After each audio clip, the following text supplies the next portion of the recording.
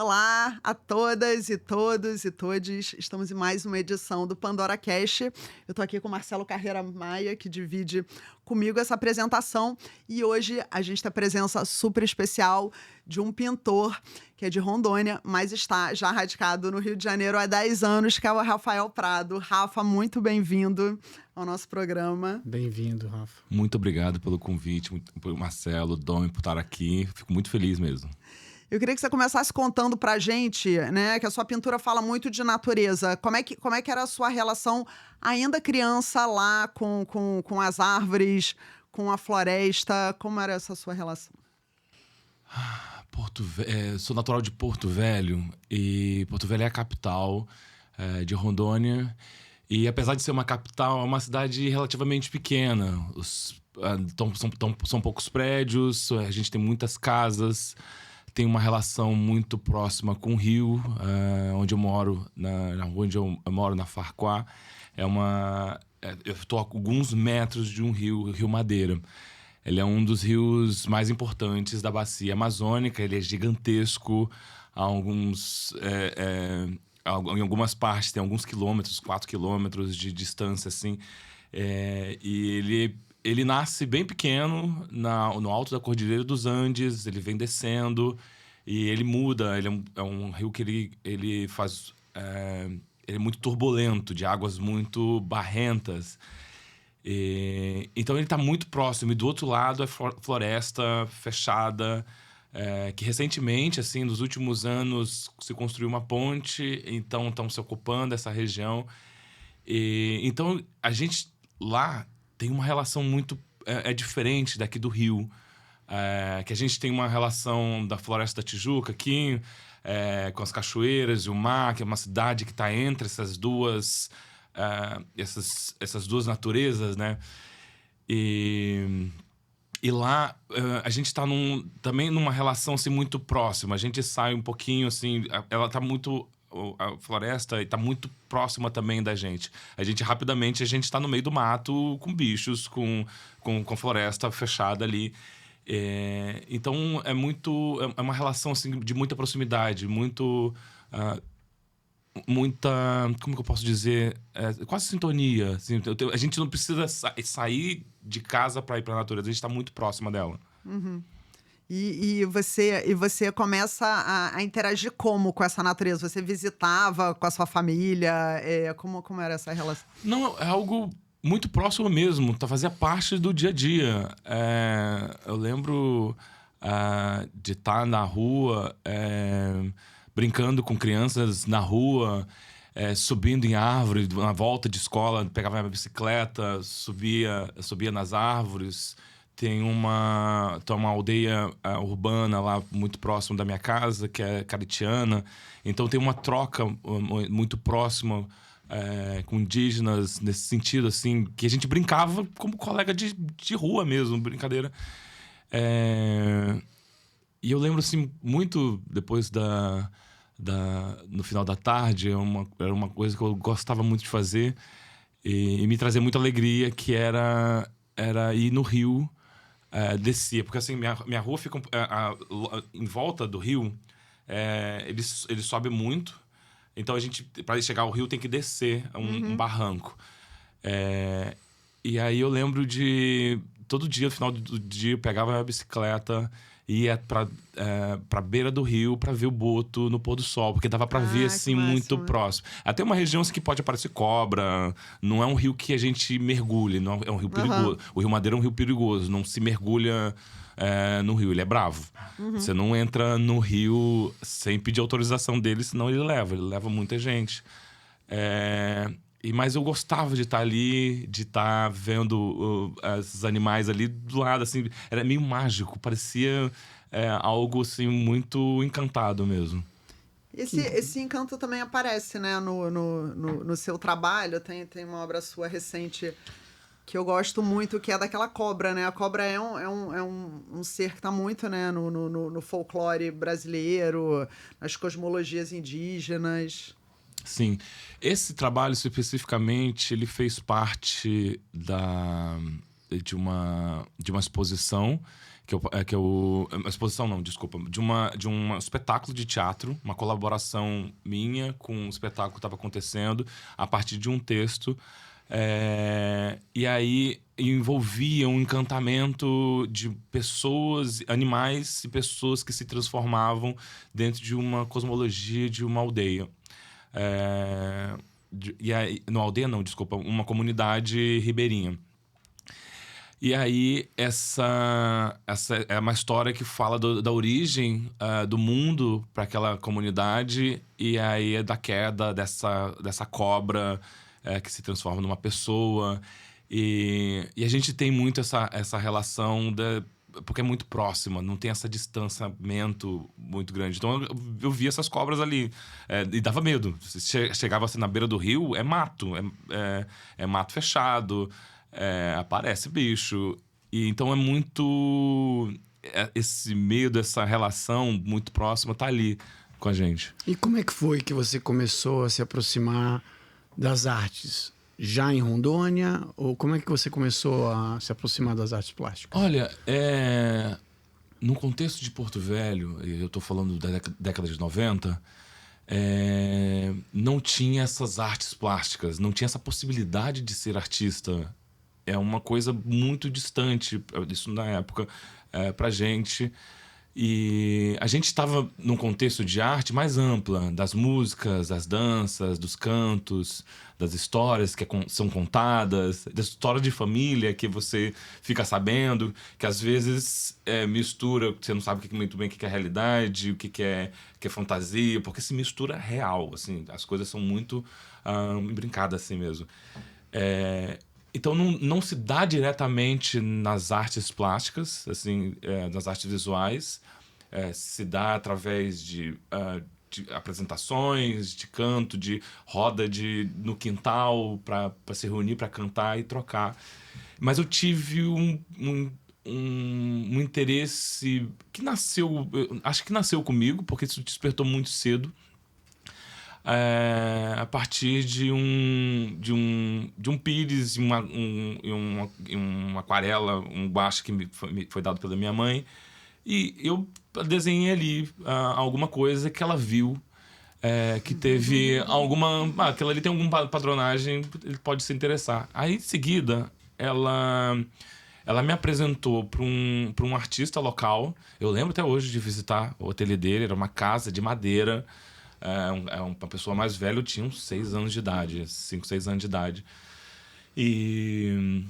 E aí, vendo as pinturas dele de floresta, acabo que a gente tem uma pintura dele que é muito marcante para mim, de um indígena, um casal de indígenas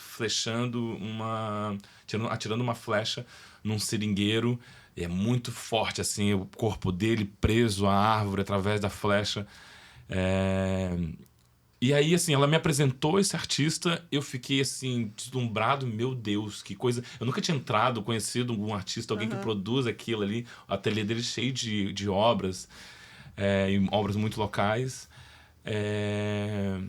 E aí eu cheguei em casa, minha mãe me deu um pedaço de compensado. Eu tinha revista da National Geographic. Eu comecei a fazer recortes naquela revista e juntar imagens. E eu construí uma imagem. Eu passei um mês produzindo aquela imagem. Uma criança assim, de 6 anos, construindo aquilo ali. E aquilo ali me levava para um outro universo. Assim, eu gostava muito de estar ali dentro, debruçado. Eu lembro de estar deitado na sala da minha casa, com piso de porcelana, gelado, porque Porto Velho é muito quente. E aí o lugar mais frio é no chão, deitado. Às vezes só de cueca. Então a gente não deitado. Então ficava horas e horas e horas naquilo ali. E eu me encontrei. Então foi um caminho... Você tá em volta de uma certa cultura ali dentro, mas teve algum interesse meu ali, que surgiu ali na infância, mas para se tornar e pensar como resolver isso e virar artista, o que é isso? Como é possível isso? Ou é um monte... Que era muito distante, é muito distante. Na época, para quem estava ali na década de 90, em Porto Velho, ser artista não era nem imaginado. Assim. Nem era uma realidade possível, né? Não era alguma coisa que eu cogitava. Então você começou com colagem, né? Revelações. Era uma colagem. Assim, era pintura, mas eu juntava imagens. Então eu pegava um beija-flor que eu vi numa revista, eu pintei esse boto numa outra, uma casinha, um pôr do sol, assim. Eu juntei, é uma imagem de colagem, assim. Não é colagem cortado, mas eu juntava imagens para fazer aquela pintura. Mas muito inspirado nesse artista que me impactou bastante.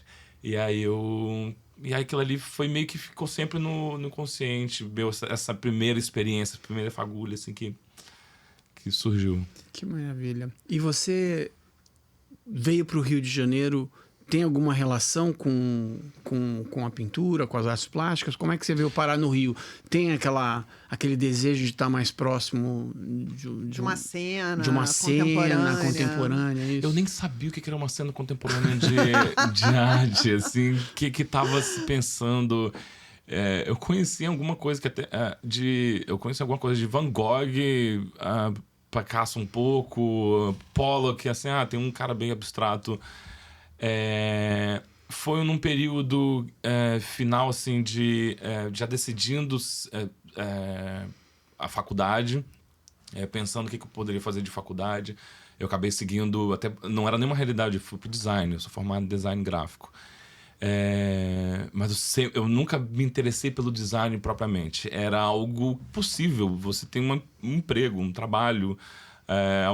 Você vai trabalhar dentro de uma empresa para fazer algum serviço.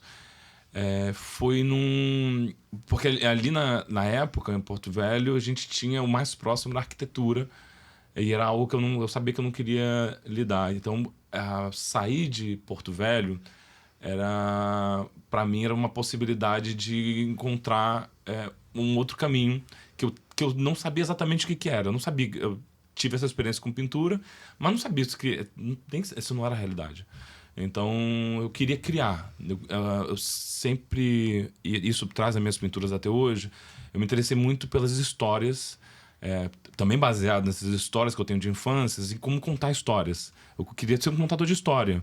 Como é que eu posso fazer isso na arte? O local mais próximo que eu vi era animação. Trabalhar com desenho animado. Então era onde eu podia juntar tudo que eu queria. Era desenho, era música, era contação de história e poder encantar as pessoas. Eu tinha muito esse desejo, assim. Eu me sentia encantado por algumas histórias e eu gostaria de fazer isso com as outras pessoas. E eu vim atrás disso. Aí que, nesse caminho, eu fui vendo como é que trabalhando no design, tentando quadrinhos, animação, fiz algumas coisas relacionadas à animação, alguns freelas, assim. Mas, e aí entendendo como é que é a realidade desses lugares, vi que eu não ia poder contar as histórias que eu gostaria de contar. Falar dessas coisas que eu acho que são importantes ser faladas. E aí a arte, ela entrou como esse lugar de possibilidade. Eu consigo agora sair desse estúdio, ir para o meu ateliê, fazer uma pintura e contar uma história ali. É muito... Nesse sentido, é claro que pintura e artes visuais não é alguma coisa simples, não é algo... Não é simples de se fazer, né? Diferente de um cinema. Você precisa de milhões de dinheiro, de reais para fazer um cinema, um filme. Não é diferente da frase do Glauber Rocha, uma ideia na cabeça e uma câmera na mão. A gente não é simples assim. E 100 pessoas na equipe. Um set enorme. Exatamente. Não é simples assim. E pintura e artes visuais no Brasil também não é algo simples. Não é simples de se fazer, não é se construir uma carreira, pensar nisso, não é algo simples. Mas eu posso... É um gesto... mas ao mesmo tempo tem esse gesto simples. Eu pegar um quadro, tenho tinta... Tem um recorte, tem um tesoura, tem um papel, tem um colo, eu consigo materializar alguma coisa, contar alguma história. E como é que é essa sua prática no ateliê? Você pinta todo dia? Como é que você faz essa... Como é que é a sua prática de criação? A gente tem... O que leva a gente para o caminho da arte é o fazer artístico, né? Eu quero encontrar esse lugar que eu estava quando eu era criança, deitado no chão da minha casa e pintando aquilo ali. Mas isso não é a realidade, né? A gente tem que administrar um monte de coisas, tem Sim. compromissos, dar aula, tem que fazer reuniões. Gostaria muito de pintar todos os dias. Eu luto todos os dias para pintar todos os dias. Porque é um lugar desse conforto, esse lugar dessa... onde eu me encontro. Mas atualmente o meu ateliê é dentro de casa, então não tem muito também pra onde fugir, não tem que... eu tenho que sair de casa para ir pro ateliê, fechar a porta então eu saio do meu quarto, tem minha sala, já tem os trabalhos ali, então de certa maneira você tá sempre em contato com aquilo ali. E hoje em dia o dia a dia é muito uma resposta a algo que eu estava fazendo anteriormente. Ou alguma coisa que eu vi de algum colega, alguma referência que eu vi, algum filme. É sempre pensando alguma resposta a alguma coisa. Às vezes a conversa daqui, eu poderia fazer um trabalho assim, assim, assado, a partir disso aqui, acho que poderia desenvolver isso. É sempre uma pequena modificação de alguma coisa que eu fiz antes, de alguma experiência que eu tive antes. Então, isso aqui eu fiz... E às vezes é tão simples como isso aqui eu fiz um amarelo, e se fosse verde essa parte? E se em vez de ter uma pessoa aqui fosse um animal? E se em vez de fazer... Então são pequenas modificações para fazer cada trabalho e começar a ver por onde que eu estou caminhando, onde que está o meu raciocínio dos trabalhos.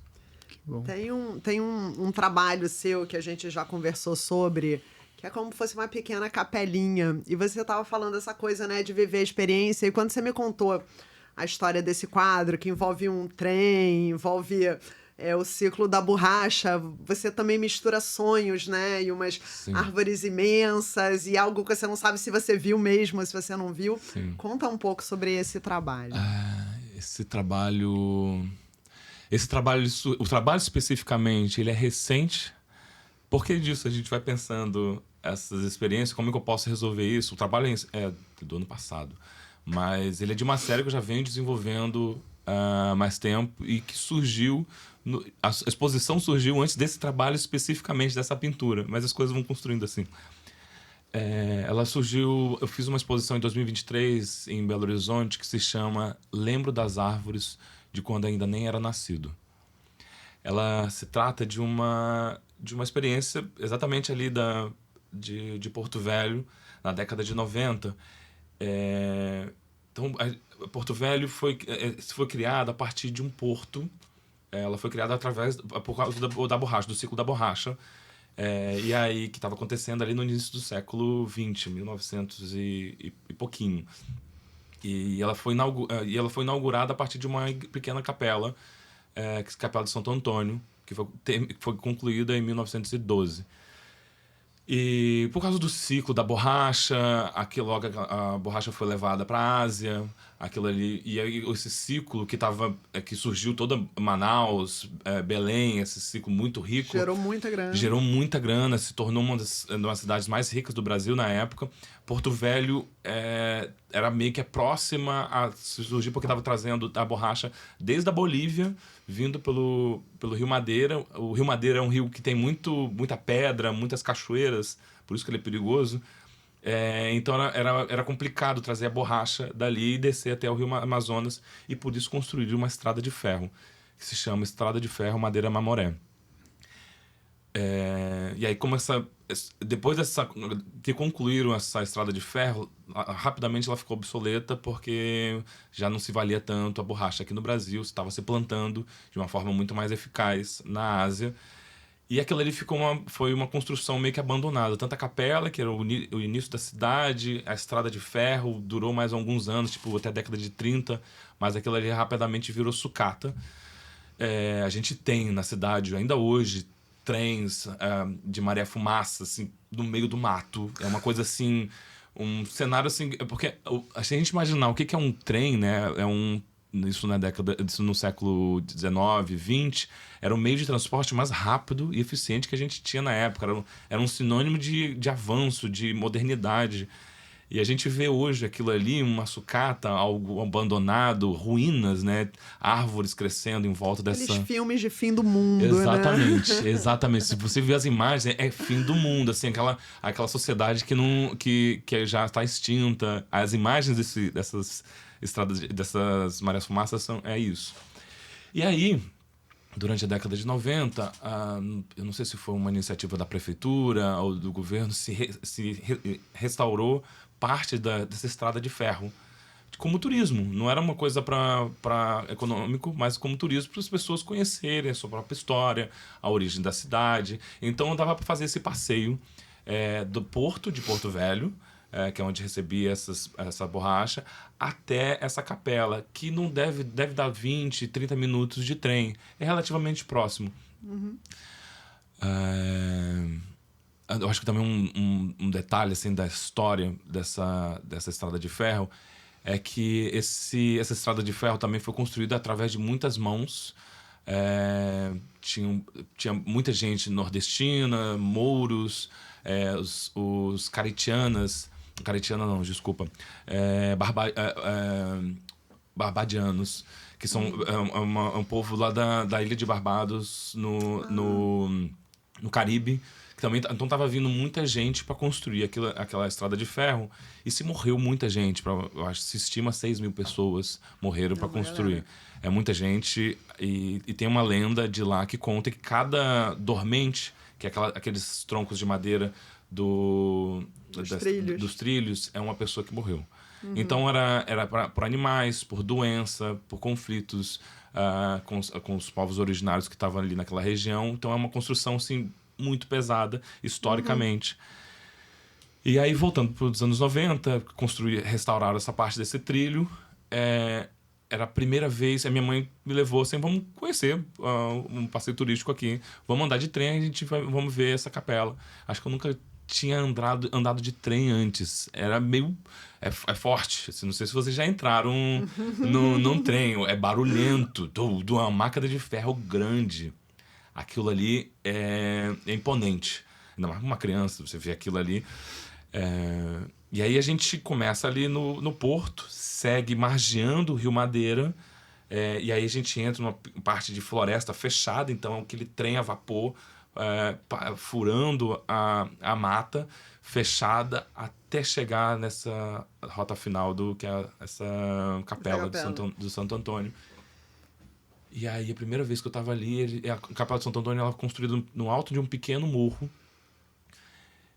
E eu tive uma sensação muito estranha de estar naquele lugar antes. De ter visto aquele lugar antes. E aí, eu perguntei para minha mãe o que aconteceu com as árvores que tinham aqui. Ela perguntou, que árvores, filho? As árvores gigantes que molduravam aquela capela. Porque aquilo ali tinha árvores enormes. E quando eu estava vendo, não. A Capela de Santo Antônio é uma construção singela, pequena. Uhum. Ela lembra até um barco, a parte de trás é como se fosse uma proa de um barco. Mas ela é pequena, não é? E a árvore mais alta dali tem o tamanho da capela. Uhum. Mas na minha visão tinha árvores enormes. E aquilo ali sempre foi uma memória minha. Era algo que eu cultivava... e que eu não entendia muito bem. É uma experiência que eu tive ali, sei lá, uma memória. E aí, recentemente, para desenvolver essas pinturas, por isso que dessa exposição lembro das árvores de quando ainda nem era nascido, uhum. Eu fui pesquisar como é que era esse local. E aí tinha árvores seringueiras, sumaúmas enormes, 60 metros. Não, as sumaúmas são são árvores gigantes. Enormes, são árvores sagradas, são árvores cultivadas pelos povos originários. Ali, então, é uma árvore que se cuidava e elas hoje em dia não existem mais. Então, trazendo essa memória, alimentando, olhando, é importante a gente olhar para a nossa história e ver isso, assim, a gente... como é que a gente surgiu, de onde que nós viemos, quem são os nossos parentes, nossos pais, de onde que eles vieram, nossos avós, como é que a gente chegou até aqui. Então foi essa pesquisa, vendo isso, existia aquelas árvores de fato ali, naquele lugar. E aí por isso eu comecei a desenvolver uma série de trabalhos Povos Amazônicos Não Morrem, Viram Semente, em que eu trago ativistas da região amazônica, pessoas que estão ligadas diretamente à proteção do território, mas isso de diferentes áreas. Tem indígenas, indigenistas, seringueiros, castanheiros, ribeirinhos, agricultores que estão protegendo a floresta e foram assassinados pela proteção, e silenciados pela proteção do território. E no meu trabalho, eles se transformam em semente, eles crescem, germinam, e viram árvores protetoras também. Que foi um trabalho que se apresentou no Tropigalpão, né? No ano passado. E teve a curadoria da Sandra Benites, né? Então, como é que foi esse diálogo com uma curadora indígena, né? Para falar sobre floresta e proteção e memória. Exato. Foi uma realização poder trabalhar com ela ali nessa exposição, realizar essa exposição. O título dessa exposição do Tropigalpão é Gente que Chama o Vento. E, inclusive, esse trabalho surgiu, esse trabalho que você falou da capela, como obra, como imagem, surgiu na conversa com ela, diretamente na conversa com ela. Legal. Então, eu estava falando sobre a série, falando essa história que eu acabei de contar para vocês, e ela fez uma pergunta tão simples, assim, que é isso que a gente, da conversa, surge coisas. Cadê a capela? Não tô vendo. Nossa, como que eu não... Eu preciso trazer essa capela também. Claro que a capela é um registro católico de ocupação da região. É colonial. É colonial, dessa colonização dessa região. Mas eu preciso trazer ela. Foi uma integração, uma conversa com ela. Isso antes da gente pensar em fazer a exposição. A exposição, ela surge naturalmente pelas nossas conversas, pelos nossos encontros. E nessas perguntas, nessa pequena fagulha que ela vai, que as pessoas vão alimentando na troca, e é isso? Como é que seria isso? Aí foi por isso que eu desenvolvi esse trabalho especificamente. E aí depois a gente desenvolveu essa exposição, que foi a primeira vez que eu pude reunir esses trabalhos todos juntos. Que era algo que eu já desenvolvia já há um bom tempo, desde o final de 2022, ou seja, tem 4 anos aí que eu desenvolvo essa série. E aí... Só que eu nunca mostrei elas todas. Eu mostrava uma obra, aí tinha 3 que eu mostrava para uma exposição coletiva. Eu ia pra feira de arte. Então acabava passando por exposições. Mas eu nunca tinha feito, e eu guardo esses trabalhos porque eu queria fazer uma espécie de... esses trabalhos são importantes para a gente gerar imagens, a memória dessas pessoas. Então, reunir a memória dessas pessoas todas juntas é um memorial do que são as pessoas com essa trajetória. Então, eu nunca tinha feito isso propriamente. Então, essa exposição, Gente que Chama o Vento, foi algo que eu consegui reunir junto com ela, com a Denise também, do Tropigalpão, que foi uma pessoa que também ajudou, quem me possibilitou fazer isso aqui no Rio de Janeiro. E foi uma realização mesmo de poder fazer esse trabalho. Você fala, né, na obra dessas pessoas, mas você tem contato com os parentes deles, quem ficou, né? Quem perdeu essas pessoas. Você tem contato com familiares? Eles sabem que existem essas séries, essas obras? Esses trabalhos, eles surgem porque... Eu acho que uma coisa importante é a gente contar as histórias que não estão sendo... que a gente conhece, que a gente sabe contar e que não estão sendo contadas. A arte tem um poder gigantesco de aumentar coisas pequenas e diminuir coisas grandes. Então, um problemão enorme, a gente consegue, na arte, ela consegue tornar ele pequenininho, e algo que é pequeno, a gente consegue ampliar, jogar um holofote. Então, eu conhecia essas pessoas em Porto Velho, pessoas que estavam diretamente ligadas à proteção desse território, e eu não via essas histórias sendo contadas. Eu não via... Quando a gente a gente via no jornal quando acontecia alguma tragédia como essa. E aquilo ali, no dia seguinte, o jornal tem que mudar, porque a pauta mudou e precisamos falar de outras coisas, porque o dia é atropelado. Mas para as pessoas, a memória daquelas pessoas ficam gravadas. É uma tragédia, é uma memória, é um afeto. Você, quando perde alguém, você lembra das coisas boas daquela pessoa. Você lembra das memórias que você tem com elas. Então eu conhecia alguns dos parentes, dos familiares, eram próximos de pessoas que estavam diariamente na proteção do território. E aquilo ali não era contado. Como é que eu posso fazer como artista?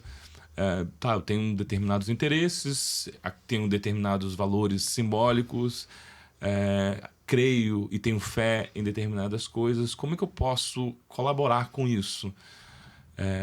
A minha forma de trabalhar é um pouco falando com...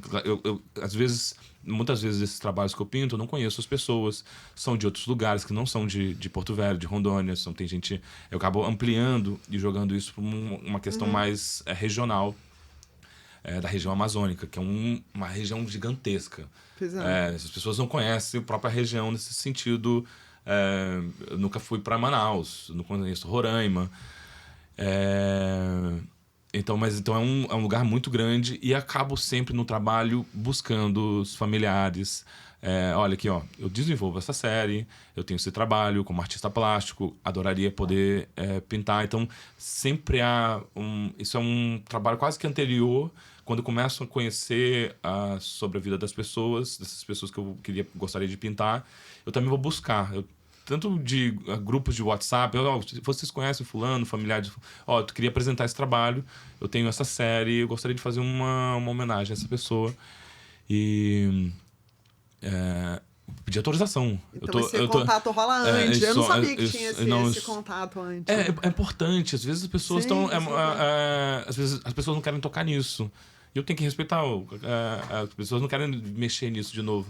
Outras pessoas não. Pô, que bom. Minha mãe tá aqui. Eu falo às vezes com a filha. Minha mãe tá aqui. Fico muito feliz da memória da minha mãe. Tá sendo lembrada.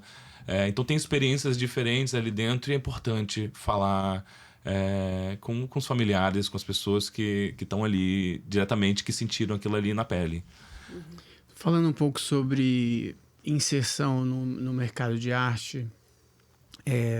você hoje é representado pela Luciana Caravello, você já participou de alguns prêmios, a Bolsa Pampulha, o Pipa e tal. Como é que você vê esse seu processo, essa combinação do artista, ao mesmo tempo esse trabalho meio de trabalhar essas outras coisas mais operacionais, as redes sociais, a galeria, ou seja... Fala um pouco sobre esse lado mais estratégico do artista, assim, do seu processo. Eu sou um artista profissional. Eu faço parte dentro de um sistema de arte que envolve galerias, museus, espaços alternativos de exposição, como Tropo e Galpão. Conheço rede, outros artistas, curadores, pessoas, escritores que estão... Existe todo muitas pessoas envolvidas e muitos espaços envolvidos dentro de arte. E propriamente arte... No mercado de arte contemporânea no Brasil, que também existem muitos tipos de arte. E todas elas são válidas e todas elas convivem. Participar desse... É sempre uma... É como a gente tá sempre em negociação com os espaços. A gente passa a entrar numa sala como essa, a gente passa a conversar com as pessoas que estão aqui e com o espaço. Como é que eu me porto aqui, como é que funciona ali, como é que eu devo... Às vezes eu preciso ser mais incisivo, às vezes eu preciso ver como é que é que eu entro, como é que eu faço parte disso, quando que eu preciso me posicionar de uma forma mais dura, eu preciso marcar o meu limite. Então, participar desses diferentes meios, galerias, esses prêmios, é um pouco essa negociação com o outro, né? Essa relação com o outro, porque isso é política. Isso é a política, é essa relação. A política a gente não se faz sozinho, a gente se faz com o outro. Então, conversando, por exemplo, com Luciana, vamos fazer uma exposição individual, como é que a gente organiza isso, que trabalhos que a gente seleciona, o que a gente tem interesse de contar aqui, o que a gente tem interesse de falar, e assim a gente vai construindo onde que eu gostaria de estar, onde que eu gostaria de expor, com que pessoas que eu gostaria de estar junto. Então, é pensar esse ecossistema que envolve o mercado, e que por isso que não a realidade do artista, que eu gostaria muito que fosse pintar, chegar no meu ateliê e pintar, e não é. É estar nesses lugares, ir para a exposição, conhecer gente. De uma certa maneira, estar no Rio é também isso. Algumas pessoas, principalmente pessoas do Pará, onde tem uma cena pulsante maior assim de arte, eles me perguntam por que você não está em Porto Velho, por que você não volta. Eu gostaria muito de voltar.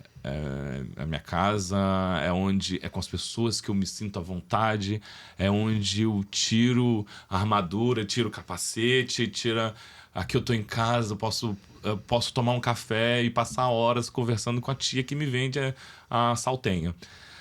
Saltenha é um salgado que a gente é boliviano. Mas eu preciso estar aqui nessas relações, eu preciso estar aqui conhecendo gente, eu preciso estar aqui, estar nos espaços para ter essa troca. Assim, é tão simples quanto mandar o trabalho. Assim, às vezes não só fisicamente, essa relação de mandar trabalho de Porto Velho para o Sudeste, onde é a minha galeria, é muito inviável. Então isso torna tudo muito mais complicado. Então, tá aqui é uma necessidade de fazer parte desse ecossistema. Você... Desculpa. Não, pode. Não, você estava falando da cena, a gente falou da cena do Rio de Janeiro, dos pintores e tal. Com quem você acha que o seu trabalho hoje, até essa questão política do seu trabalho, esse aspecto político, com que outros artistas contemporâneos, pintores ou não, você pensa que o seu trabalho dialoga? Que você pudesse citar. Sim, até um diálogo direto mesmo, que você tem amizade, e outras pessoas até uma coisa mais platônica, que você admira o trabalho e você acha que de alguma forma está dialogando com esses artistas. Eu acho que artista ou qualquer pessoa que está criando qualquer coisa, músico, um poeta, não faz nada sozinho. Existe também essa rede de admiração. Você sonha... Nossa, eu gostaria muito de...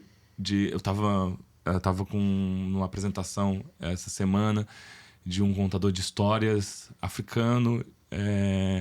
E aquilo ali, assim, você passa a sonhar o sonho dele durante aquele momento. E aí, só que eu vivo da minha realidade, eu tenho minhas habilidades, e a gente acaba vendo o que a gente pode fazer. Então, minhas referências são muito próximas de lá. Assim, eu tenho muitas referências, assim, muitas mesmo, assim, de voltados à arte, voltados ao cinema, poesia.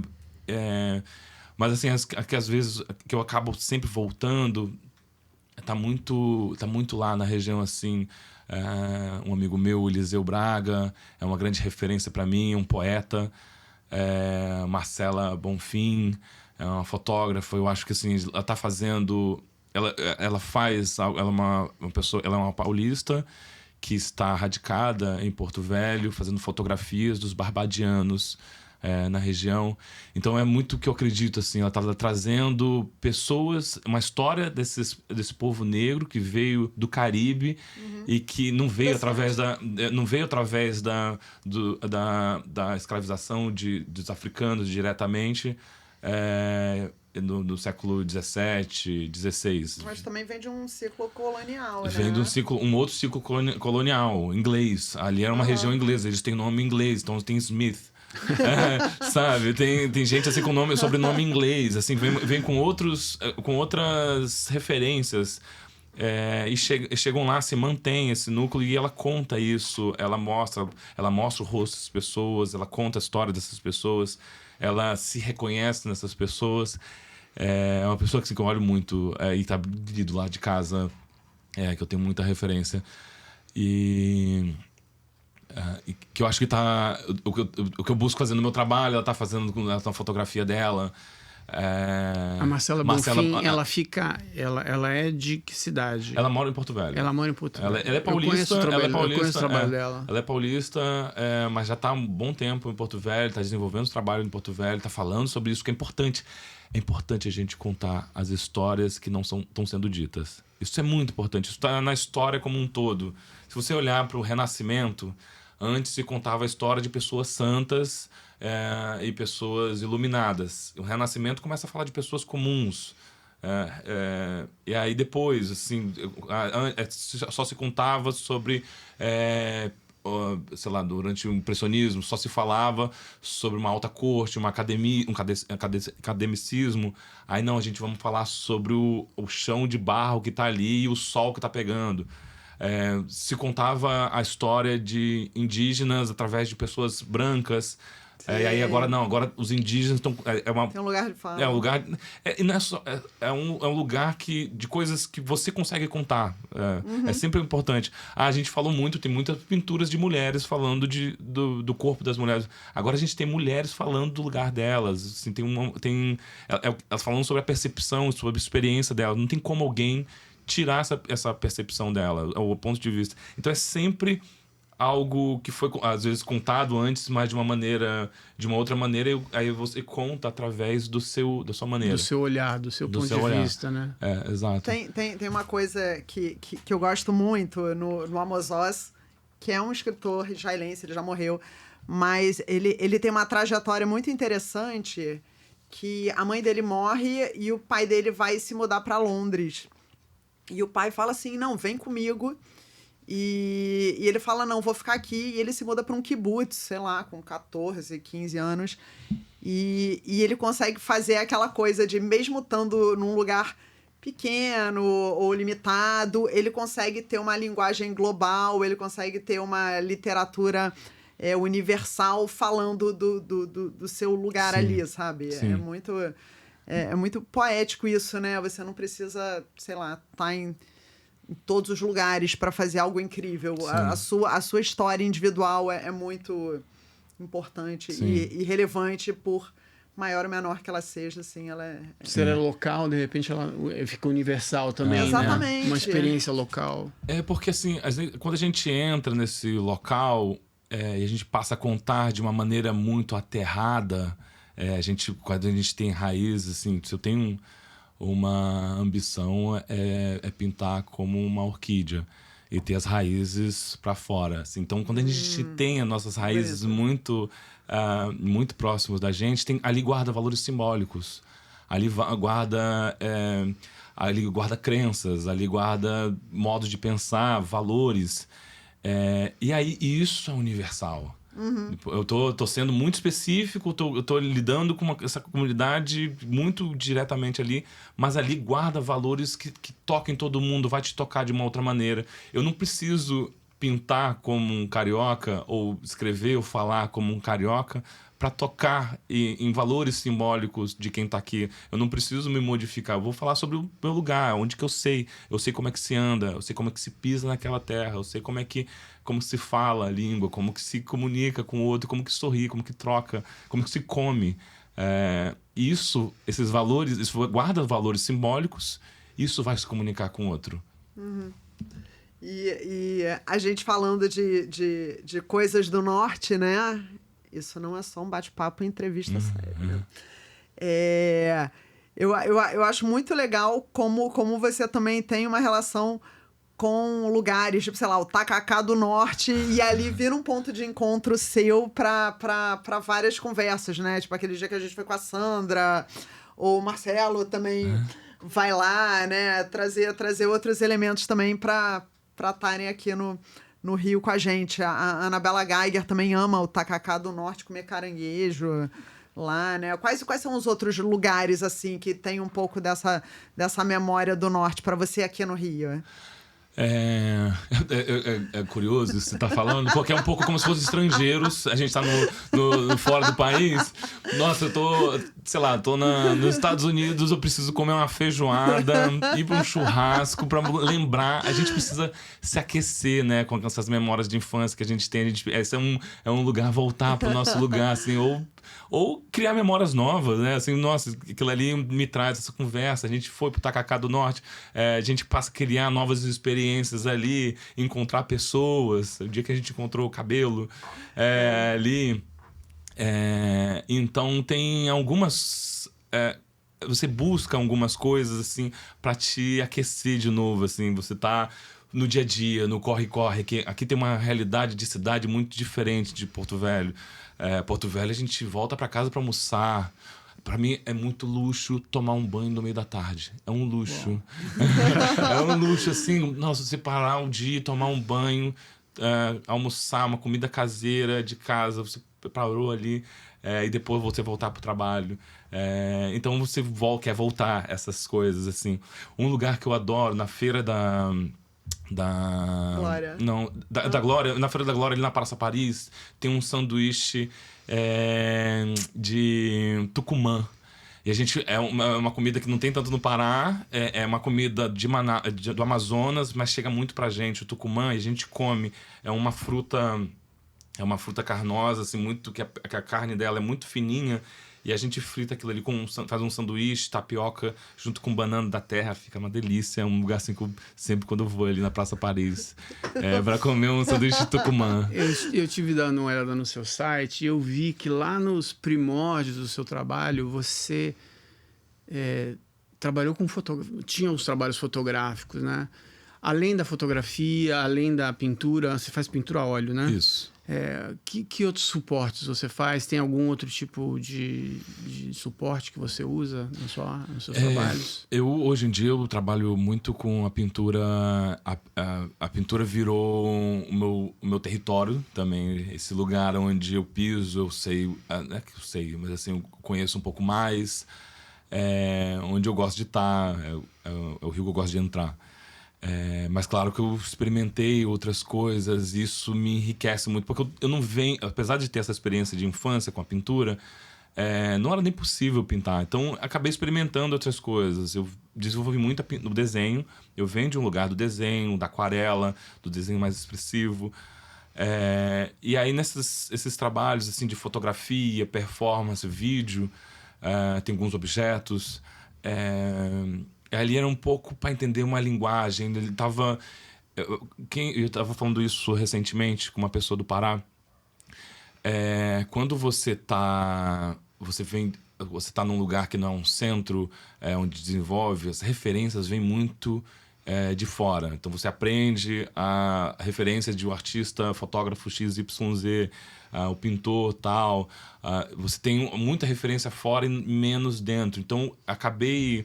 E foi muito bom, assim, esses trabalhos que você viu, para eu experimentar. Uma época muito de experimentação e desenvolvimento. Como é que respondo isso na fotografia, numa performance, numa ação, num desenho? Como é que eu vou e conhecer as linguagens? Hoje em dia é muito pintura, mas acabo desenvolvendo outras coisas para responder a questão não da pintura, mas do assunto que eu tô. Então eu desenvolvi um bordado, tem uns objetos a partir de casca de árvores, então acabar desenvolvendo outras cerâmicas, tudo é algo para responder hoje ao assunto que eu tô, a esse rio em que eu tô mergulhado.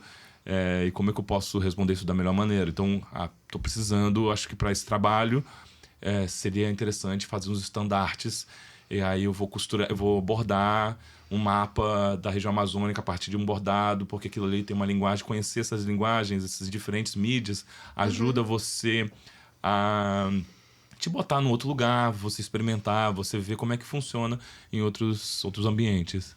Esse trabalho na Bolsa Pampulha, como funciona? No final, você termina com o trabalho ou você começa com o trabalho? Qual o trabalho que você Qual pesquisa Qual pesquisa você lá? desenvolveu na Bolsa Pampulha? A Bolsa Pampulha, ela foi entrar numa residência é um pouco... Então, foi até uma coisa que o Paulo Reckenhoff falou uma vez, e é muito isso. Quando você se entra diante de um abismo. Porque você se confronta do que você já fez e você tem um universo ali. Porque se você fica numa residência, você sai do seu local, você passa a conhecer outras pessoas, outras referências, outras maneiras de pensar. E você começa a questionar o que você fez antes. Espera aí, eu tô nessa nova experiência, como é que eu vou agir? Aquilo ali é um voo livre, assim. A Bolsa Pampulha é um dos prêmios de residência mais importantes que a gente tem no Brasil, porque ela tem ajuda, ela é ligada à prefeitura. Então ela tem uma bolsa mesmo que te mantém ali, te ajuda com materiais para você produzir o trabalho. Quanto tempo? Foram 6 meses de residência. É muito tempo. Acho que é uma das residências mais longas, que tem. É uma das residências mais longas. O foco da Art Rivers são 3 semanas, assim, 4. Então você entra mesmo, assim, você não tem... Você... e é sempre aquela coisa difícil de você entrar, se adaptar, você tá com novas pessoas que você não conhece, você tá num novo espaço. Você tá em BH, que é maravilhoso. BH, tomar uma cachaçinha de BH. É muito bom. Foi muito bom estar ali, estar com os mineiros, é uma outra maneira de... A Bolsa Pampulha, ela fica meio que afastada do centro. Então a gente fica mais na periferia da cidade, ali no Viaduto das Artes. Então você tem uma outra também experiência de Belo Horizonte, você conviver, o ritmo das pessoas é outro... A conversa de café, tomar um café, ganhei presente tipo de um queijo maravilhoso, sabe? O mineiro tem isso, assim, ele é muito generoso nesse sentido. Mas ao mesmo tempo a residência te bota nesse lugar. Então, essa residência foi muito assim, ao mesmo tempo que tem esse conforto do lugar, assim, das pessoas, te bota em muito desconforto numa situação muito nova. Então, você é selecionado pela trajetória que você fez, você tem. No caso, assim, tinham pessoas, assim, como é uma bolsa muito concorrida, tinham pessoas muito boas. Todo mundo, assim, é muito, muito maduro com seus trabalhos, desenvolve muito bem, é muito articulado todo mundo. É na toa que ali várias pessoas dali vão para a Bienal de São Paulo, vão para outras exposições grandes, porque também todo mundo está olhando para aquela residência. Pois é uma residência muito importante. E aí você acaba vendo como é que você desenvolve, o que você pode fazer. Ela te dá a possibilidade. Você ganha uma capilaridade muito maior, porque ali tem uma rede também ligada à prefeitura, a outros museus. E você entra em lugares que você não entra antes. Então eu acabei desenvolvendo, eu não quis desenvolver outra coisa, pivotar minha pesquisa, não queria mudar, eu queria aprofundar ela. Durante a residência eu pude também fazer uma viagem para o Pará e ver uma romaria que acontece em Marabá, uma romaria Marte da Floresta, que aquilo ali ajudou a elaborar o trabalho que eu estava desenvolvendo na residência também, que a gente faz uma caminhada ali no meio da mata de 8 quilômetros, 400 pessoas cantando, fazendo cânticos de memória das pessoas, dos mártires da floresta, carregando estandartes, com a imagem dessas pessoas. E a romaria começa no local onde foram assassinadas 2 pessoas, que é o Zé Cláudio e Maria. E a gente vai fazer essa caminhada cantando. Ela encerra numa castanheira de quase 600 anos. Essa árvore gigantesca, assim, que não dá para 15 pessoas abraçar ela, assim. Ela é muito grande, é muito alta. E aí tem outras menores, assim, de 200 anos, sabe? Novinhas. E você entra em um lugar sagrado, assim, você sente a presença do lugar. É bonito você caminhar junto com essas pessoas, a gente tá cantando e serrar nesse lugar mágico, eles chamam de majestade. E é uma majestade. Ela é imponente, ela é elegante. E isso aconteceu durante a residência da Bolsa Pampulha. E Então, o que eu pude desenvolver, o que eu desenvolvi até aqui, como é que eu posso ampliar isso? Como é que eu posso mudar, desenvolver mais? A gente teve, no final da Bolsa Pampulha, a gente não tinha que entregar... A gente acabou desenvolvendo uma exposição no CCBB de Belo Horizonte. Então, a gente tinha... Mas isso não estava dito desde o início. Isso foi construindo durante a residência. Então, tinha essa exposição para fazer. O que poderia entregar? Eu já estava desenvolvendo esses trabalhos, Povos Amazônicos Não Morrem, Viram Semente, em que eu conto individualmente a história de cada um. Eu falo, então, é uma pintura da Nicinha, é uma pintura do Paulo Paulino Guajajara, é uma pintura do Chico Mendes. E eu tava assim, cara, isso aqui é uma comunidade. Isso aqui, como é que eu vou falar desse indivíduo, que é importante falar sobre essa pessoa, mas falar de um sistema que está aqui em volta dele, dessas 400 pessoas que estão ainda caminhando junto com essas pessoas, que estão cantando e celebrando a história dessas pessoas, de vida que essas pessoas fizeram. E aí foi pensando num evento que aconteceu nos anos 80, que é a União dos Povos da Floresta, entre Ailton Krenak e Chico Mendes, uniu seringueiros e indígenas num fórum para determinar como que se administrava, como é que fica a coordenação daquele territórios indígenas, que antes o governo dava para... eu esqueci o nome agora, mas tinha alguém responsável ligado à FUNAI eu não sei se é a FUNAI exatamente, mas tinha alguém responsável do governo para administrar aquele território. E agora, com essa reunião e a demarcação dos territórios, os próprios povos puderam administrar e ter autonomia sobre o que fazer sobre aquele território. Claro que tinha que preservar, não podiam se explorar, mas eles tinham autonomia sobre aquilo. E aí, pensando sobre esse evento, eu comecei, como é que eu posso fazer isso? Como é que eu posso fazer isso como uma floresta que atua tudo junto? Então, eu acabei desenvolvendo um trabalho que estava nessa exposição, Gente que Chama o Vento, um trabalho maior em que eu posso reunir a história dessas pessoas juntas. Então, em vez de ser um retrato paisagem, é uma floresta reunindo essas pessoas. E nesse trabalho especificamente, que foi algo que eu desenvolvi ali para essa exposição, tem legenda, tem um texto escrito no próprio trabalho. Isso é importante, porque aquilo ali não é só um retrato qualquer, pegar a luz e a sombra da imagem daquela pessoa, ou características físicas. É importante falar quem são essas pessoas, dar um contexto, que a gente sabe quantos monumentos a gente passa e a gente nem sabe quem é aquela pessoa. Sim. Porque você só tem um retrato, é uma pessoa importante que precisa manter a memória, mas a gente não sabe quem que é. Então, manter esse texto, que foi algo também desenvolvido na residência, foi algo importante para falar sobre essa relação dessas pessoas com esse território.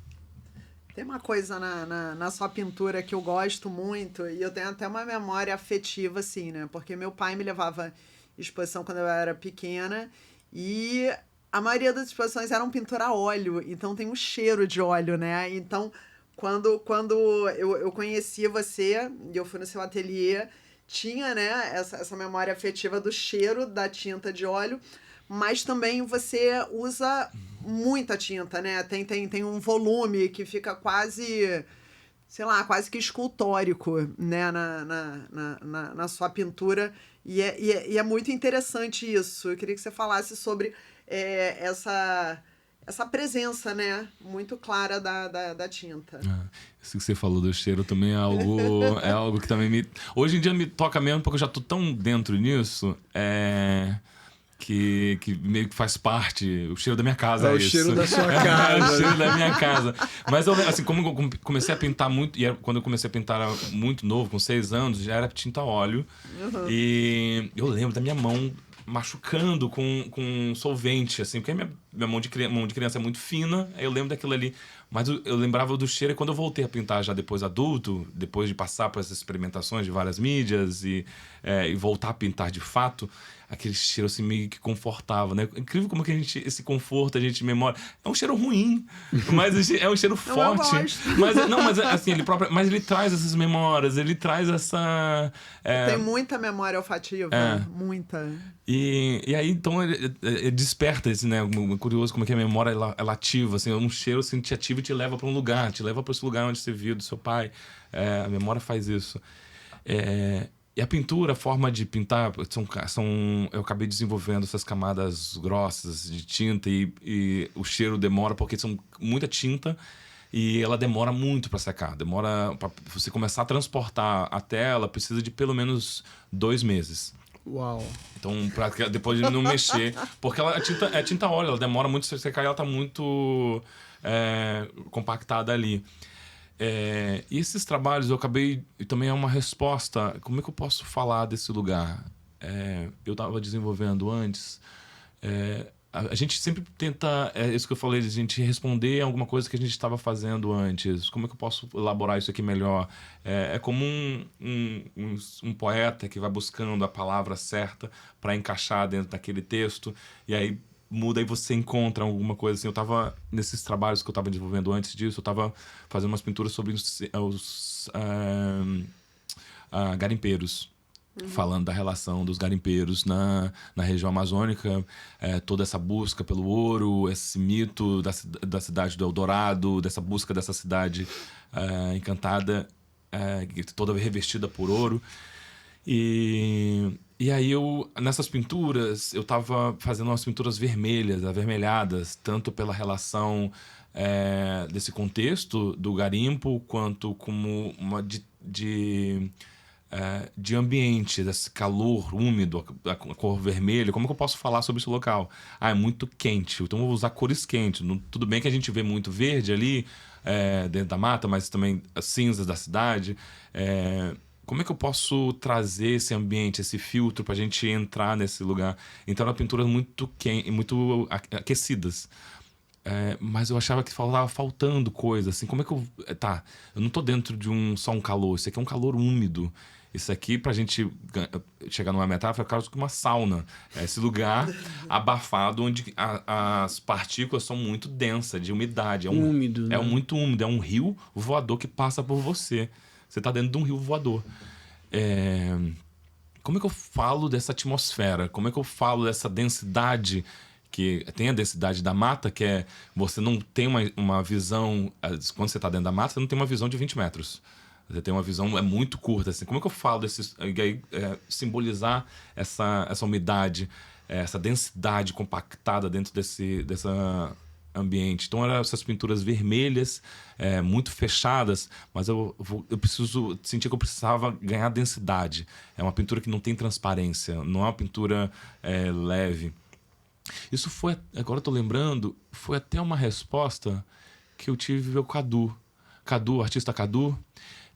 Eu estava desenvolvendo, na verdade, antes disso, umas outras pinturas. Eu venho do desenho e aquarela. Uhum. E minha pintura era muito aquarelável, muito transparentes. E o Cadu também foi uma pessoa que falou assim, olha, seu assunto é muito denso. Sim. Seu assunto é muito... Não cabe uma pintura de veladura, de transparências, numa pintura como essa. Aí eu falei, Cadu, se eu pintar assim, não é como eu pinto, vai ficar parecendo outro artista. Não, você vai encontrar teu caminho. Experimenta. Cadu é muito bom. Cadu é um cara, assim, muito preciso, educado, assim, ele é muito... Isso não foi uma resposta direta a ele, mas isso vem sempre assim quando tenho pensar sobre essas camadas de tinta. Então ao mesmo tempo responder essa centelha de fogo que ele despertou ali, responder ao espaço, como é que eu posso resolver isso? Então é uma pintura densa. Você não, ela vem para fora mesmo, ela cria uma textura, ela vibra mesmo, assim, porque ela tá o tempo inteiro em reação uma com a outra. Eu não chamo de escultórica porque você não pega a pintura e você vai ver desse lado, desse ângulo aqui, e aí você muda o ângulo. É uma pintura que ela te passa a sensação, e é isso que a sensação é a maneira como a gente se relaciona com o mundo. A superfície das coisas, a maneira como eu me relaciono com essa superfície de fórmica é diferente de uma madeira, que tem a textura da madeira, eu sinto ela. E aquela textura vai falar da história dela. A madeira, ela tem uma história, ela tem anos ali para crescer. Ela tem anos para formar cada veio dela. Isso aqui traz a textura da madeira, mas é liso. Ela pode estar aqui, ela pode estar na minha casa. Outras pessoas que sentaram aqui não vão sentir a minha mão que estava aqui. A madeira não. Esse copo que está aqui vai suar, vai juntar uma umidade e vai marcar o copo ali. Então ele deixa as marcas, ele deixa essa história. A relação da pintura com essa pintura é isso. Essa relação que a gente cria de memória com esses lugares. E na peça, né, no CCBB que eu fui, né, a exposição era no corredor, indo até o teatro, e eu tava morrendo de medo daquelas pessoas encostarem na tela, né, porque era muita gente, eram camadas muito grossas, e algumas nem estavam completamente secas, né, também, assim, mas foi uma exposição super, super bonita, e eu gostei muito da cobra. Eu também gostei muito quando você mistura um rosto com a mata, né? Fica uma interseção também. Umas telas bem verdes, né? Também é muito legal. E você tem sempre, né, muitas exposições simultâneas acontecendo. Onde é que você está expondo atualmente? Atualmente eu estou expondo no Rio, na FGV, no Sesc em São Paulo, no Sesc Pinheiros. Cada uma são exposições coletivas. Aqui no Rio é Chorei Rios, e no Sesc Pinheiros Terra em Transe. E atualmente eu acabei de inaugurar em Belém algo que eu queria há muito tempo, era levar esses trabalhos para a região amazônica, porque esses trabalhos eles têm alimentar de novo de onde eu tiro de onde eu me alimento. E aí eu pude finalmente fazer uma exposição e levar uma exposição completa como essa para o Pará. Eu inaugurei agora no dia 9 de julho no Centro Cultural Banco da Amazônia, que é um espaço que fica ali bem no centro de Belém. E eu pude levar... Então não é a mesma exposição que eu expus aqui no Rio, mas é importante conversar e mostrar para as pessoas. É incrível como que a experiência com as pessoas do Norte não tem filtro. Eu não preciso nem explicar quem são as pessoas ou por que eu estou pintando isso, qual que é a importância disso. É muito evidente, assim, porque faz parte do nosso dia a dia. A relação de encantarias com as pessoas, a realidade, com a fantasia, com as lendas, é muito próximo da gente. Então, entra e flui muito de uma maneira, assim, surpreendente. Assim, é como falar com alguém familiar, mesmo pessoas que eu nunca tinha visto o meu trabalho, a gente já entra num outro nível. Então, é uma exposição que eu fico muito feliz, que há muito tempo que eu estou querendo fazer isso, poder levar para a região norte e mostrar para essas pessoas e realimentar algo que me alimenta também. E quem quiser conhecer mais o seu trabalho, pode acessar tanto seu site quanto seu Instagram. Meu site é rafaelprado.arte e meu Instagram é Rafa R. Prado. Que é lindíssimo, aliás. Na próxima entrevista que a gente fizer, a gente vai falar um pouco sobre esse seu lado blogueiro, de ter um Instagram tão bonito, com tantas coisas. Eu gosto muito de você mostrar bastidores, né? Então, essa parte eu acho muito, muito legal. É importante comunicar com os outros. É a ferramenta que eu tenho para comunicar. Se eu não tenho uma televisão, não tenho um rádio, não tenho um livro, não tenho um jornal, como que eu posso chegar na outra pessoa, tocar nela? Então, a maneira que a gente tem uma ferramenta de falar com outra pessoa. Então, olha, peraí, deixa eu falar diretamente com você aqui. Obrigado, muito obrigado pelo convite de estar aqui conversando com vocês. Foi um privilégio obrigado mesmo por ter estar aceito aqui. o nosso Adoro. convite. E nos vemos por aí no Rio, nas artes e na sua próxima exposição. Com Obrigado. certeza. Obrigada, gente. Obrigada e até o próximo Pandora Cast.